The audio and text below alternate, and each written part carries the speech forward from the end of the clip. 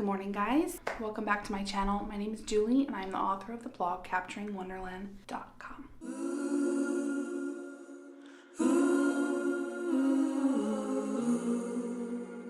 Today, I actually thought we would do a fun, sweet, short project. I have had this antique piano stool for several months now. I found it on Facebook Marketplace for $35 and look how beautiful that is.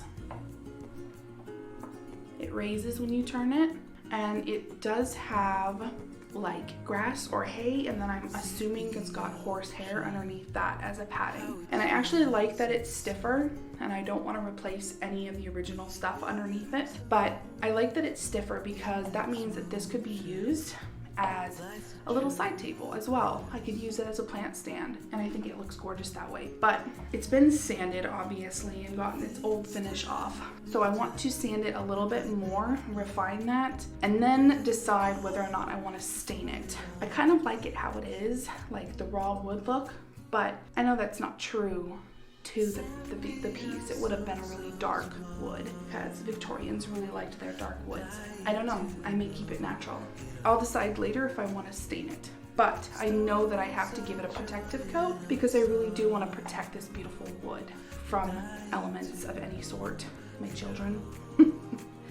And then I'm gonna recover the top. I'm not gonna take off what's here, I'm gonna leave this, but I want to put something over it to kind of act as an extra protective shield on top of this. So that's the project that I thought we would do today. I don't think it's going to take very long. I think it's going to be kind of short and sweet. So follow along with me. Let's go refinish or restore an antique piano stool. See the trees grow.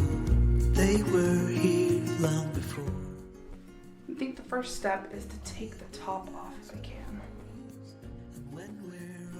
There we have it.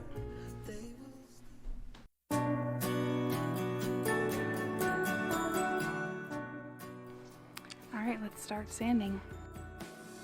I've been walking in the woods alone, trying so hard to find my way back home.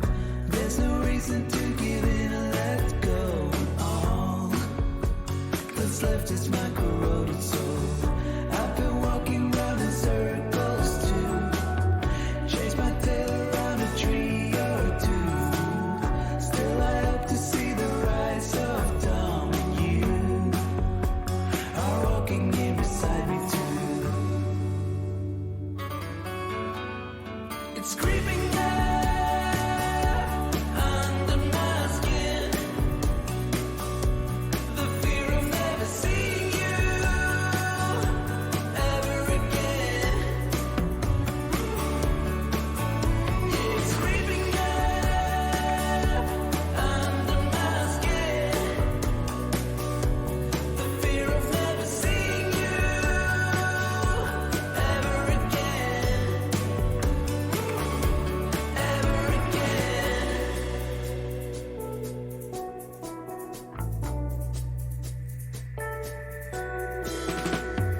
I've been thinking about the day it ends, when the sun will kiss my face again. You will stand out in the fields and call my name, and bring me home to see the day. I like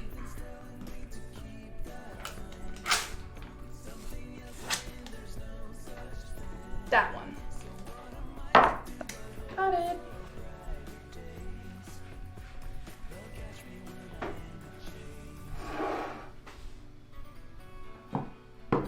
Moment of truth.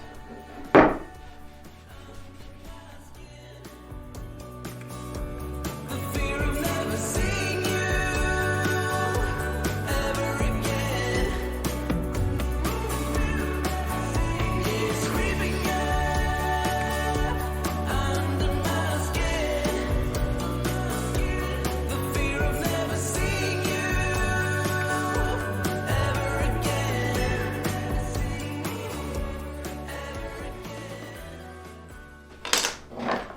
Going to give it a protective coat, at least one, probably two, of polyacrylic.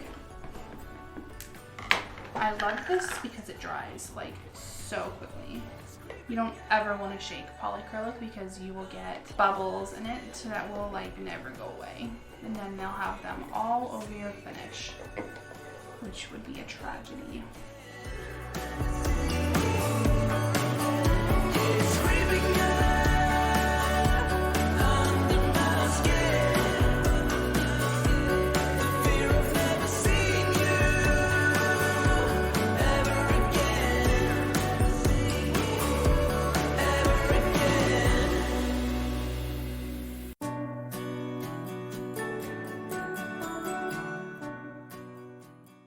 I'm going to use some leftover drop cloth fabric that has been bleached. And if you want to know about the bleaching process for drop cloth or what to use, like what type of drop cloth to use as fabric, I actually have a post and a video all about that. So I will put the video up here for you to watch, and then I will link the post down below in case you're wanting to check out that information. I love using drop cloth fabric for a few reasons, including the fact that it is extremely durable. If you want something hardy, drop cloth will definitely do it for you. So I'm just gonna put it up against this edge here. I really should get out my pneumatic stapler and figure out how to use that, because it would probably make my life way easier. Not the prettiest line, but you know, it'll do. I also should probably buy some fabric scissors at some point here. And as far as upholstery, like ease of upholstery, chair seats and stuff like this is actually a really great place for you to start, because it's really not complicated. It's really kind of simple. I showed how I refinish chairs in a video also, and I will link that as well. Again, I'm going to tuck in the excess and pull it taut. Something else saying there's no such thing. So what am I to do? This is probably not going to be the prettiest corner.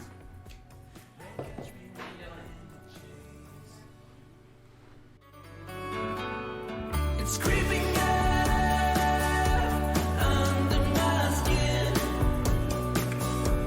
The fear of never seeing you ever again. It's creeping up. Alright, now I was thinking I would use some of this pretty ribbon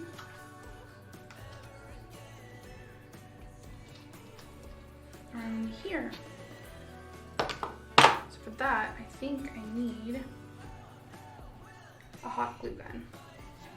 All right, so I think I'm gonna start in the ugliest corner, which is this one. It's like a, I don't even, yeah, whatever.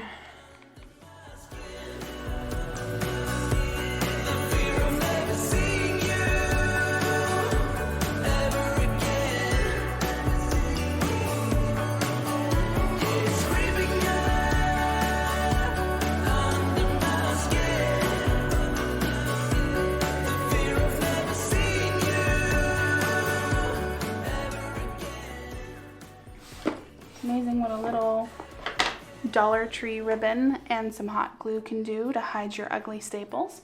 Definitely looks better. It's not too feminine. I've been walking in the woods alone. I have these left over from a project. Brass nails. I don't have the right hammer for these, but I'm just kind of wondering like how that would look. And the other problem is I don't know if I have enough of them to do this entire thing. So I guess we can try. It's creeping up under my skin. The fear of never seeing you ever again. It's creeping up under my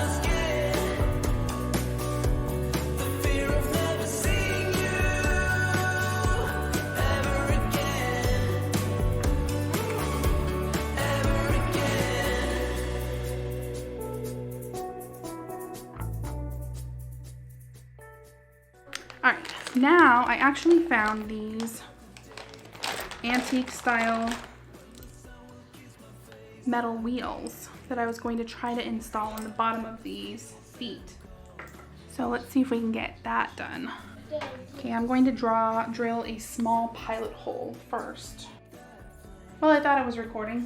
My battery died and I forgot to hit record again. So it was basically just going through like 4 different sizes of drill bits until I got to the largest size. So then you just hammered in this part and then hammered in the wheel. Not difficult. I'm actually thinking I'm gonna have to glue this leg and clamp it, but as for the makeover part, it is done. So pretty. Okay guys, there you have it. A beautiful refinished antique piano stool. Thank you so much for watching all the way through if you've made it this far. Don't forget to like the video, subscribe to my channel, and share it with any friends you think would enjoy this content. Thank you so much. I'll see you later. Bye.